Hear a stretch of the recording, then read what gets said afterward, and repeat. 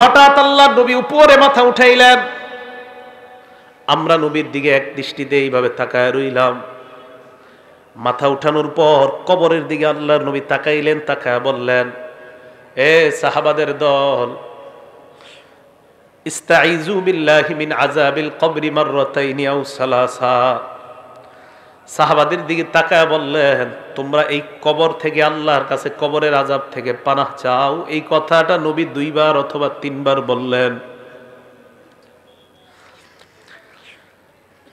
সাহাবাদেরকে আল্লাহর নবী কেন বললেন? কারণ কবর এমন একটা ভয়ঙ্কর জায়গা। কবর আমাকে, আপনাকে, আমাদের সকলকে প্রত্যেকদিন ডাক দিয়ে বলে, আনা বাইতুল গুরবা, আমি কিন্তু অপরিচিত ঘর, আমার কাছে আসার আগে চিন্তা ভাবনা করে আসবা। আনা বাইতুল ওয়াহদা, আমি একা থাকার ঘর, আমার কাছে আসার আগে চিন্তা ভাবনা করে আসবা।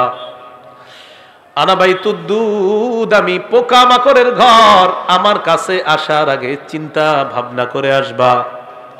আনা বাইতুত তুরাব, আমি মাটির ঘর, আমার কাছে আসার আগে চিন্তা ভাবনা করে আসবা। মুসলমান মাটির উপর যখন একটা দৌড় দেন, সাবধানে দৌড় দিবেন। এক বর্ণনায় পাওয়া যায়, জমিনের উপর যারা জোরে জোরে চলে, হতে পারে এর কারণে কবর তার সাথে ভয়ঙ্কর আচরণ করবে।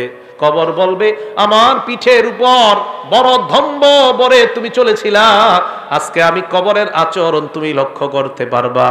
এক বর্ণনায় কবর এমন চাপ দিবে, চাপ দেওয়ার পর আপনার 2 পাশের সিনার হাড্ডিগুলো একটা আরেকটার মধ্যে ঢুকে যাবে। নবী বলেন, কবর থেকে তোমরা পানাহ চাও, কবরের আযাব থেকে পানাহ চাও। কথাটা নবী 2 বার অথবা 3 বার বললেন। এবার আল্লাহর নবী কয়, জানোনি কেন? ফা ইন্নাল আবদাল মুমিনা ইযা কানা ফি ইনকিতাইম মিনাদ দুনিয়া ওয়া ইকবালিম মিনাল আখিরাহ।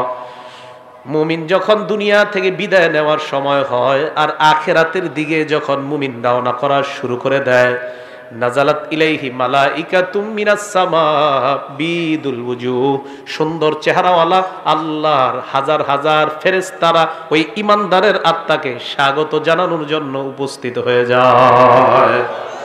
ঈমানদার বিদায় নিবে, সুন্দর চেহারা বিশিষ্ট হাজার হাজার ফেরেশতারা ঈমানদারের সামনে আসে।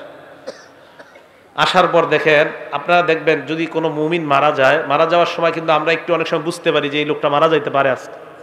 মুমূর্ষ মানে মুমূর্ষ রোগী যারে বলি, হাদিসে আসছে, ইয়াজলিসু মিনহু মাদ্দা বাসরিহি, ঈমানদার এইভাবে চোখ দিয়া তাকাইলে তার দৃষ্টি যেই পরিমাণ যায়, ফেরেশতারা 2টা কাতার হয়ে ঈমানদারের দৃষ্টির শেষ সীমানা পর্যন্ত তার আত্মাকে স্বাগত জানানোর জন্য তারা বসে অপেক্ষা করতে থাকে।